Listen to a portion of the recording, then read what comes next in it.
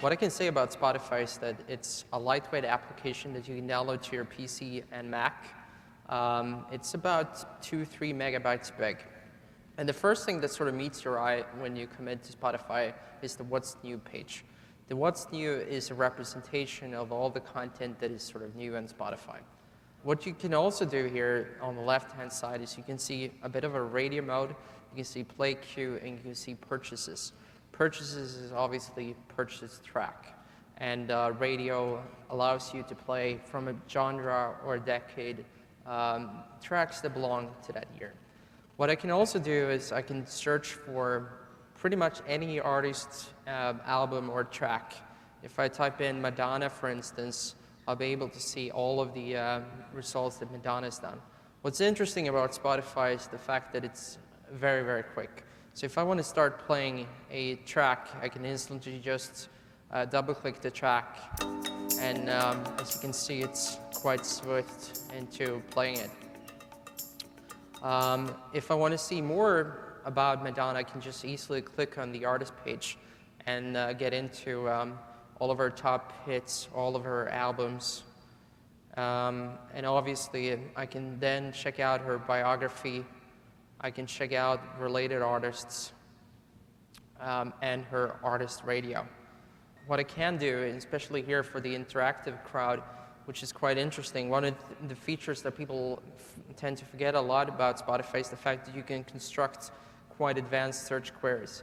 So for instance, I could be typing in year 1984, and it turns out with all the tracks that were released in 1984, sorted by popularity. So I can be playing Summer of '69 here, which was the most popular track in 1984. Yeah, great track. What I also have here on my account is all my playlists. And these playlists, as you can see, actually have a bit of different icons next to them. What this green icon means is that it's actually offline, which also means that it should work if I don't have a network connection, which is always handy when people are tweeting and browsing as they are here at South by Southwest. What I can do, obviously, as well, is that I can take any album and I can just drag and drop it into a new playlist and then make it available offline if I choose so. And these are only some of the features that you can do with Spotify. One of my personal favorites, and that I think also will be very big, is collaborative playlists. So a lot of people, when I do the Bryan Adams playlist, for instance, I can make it collaborative. What this means is that if I share this track to my friends can also edit it. So sharing a track or playlist on Spotify is dead simple. You just basically drag and drop it into an email window or onto Twitter or Facebook, or you can easily just share to delicious Facebook or Twitter here. And doing that enables people to see music, all over the world. And if you do a search for Spotify on Twitter, you'll see that lots of people are sharing their music, creating collaborative playlists, and just, it's basically playlists are the new mixtape of 2010 and onwards. Back to the collaborative playlists, which is one of my favorite features. It's like the ability to see the other person's list, but also to suggest stuff or to collaborate with your friends. We did a thing on Wired. I know everybody just wants to hear about me, right?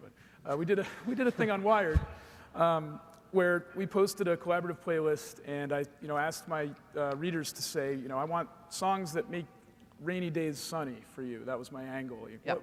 What comes to mind? And we got a great list of like 500 or 600 songs in this playlist, and then some guy came in and deleted the whole thing. Yeah. Because it's like truly open and collaborative. Anybody has equal rights on that playlist, and it was kind of a bummer. Yeah.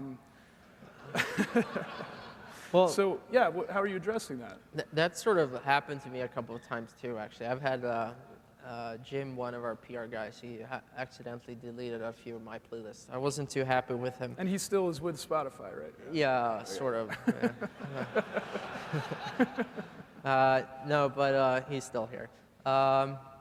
But actually, I think that's an interesting way. So looking at from a technology angle, what Spotify does is we support version updates of playlists. So one way of solving the issue that you just mentioned is the fact that you could actually step back in history and go back. And you can go back 1 or 10 steps, it doesn't matter. So all of our playlists from an infrastructural point of view is actually built as to handle different versions. So we remember all the different versions that you had of playlists. What we don't have is we don't have a way of sort of setting user privileges on playlists.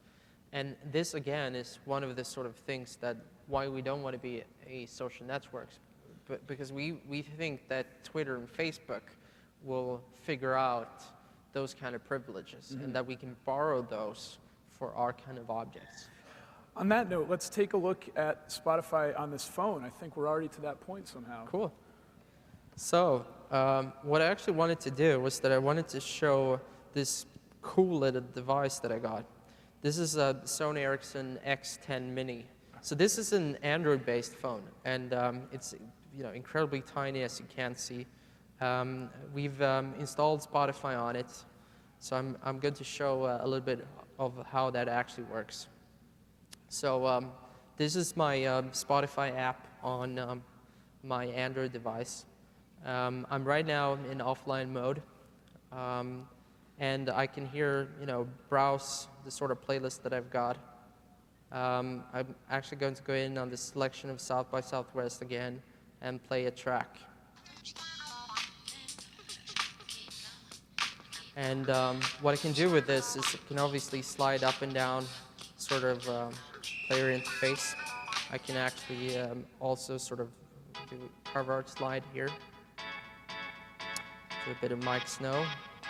If I want to, this obviously works in the background as well.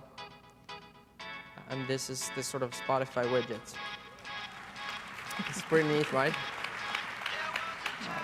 What I'm actually surprised about is that these are really good speakers on such a small device.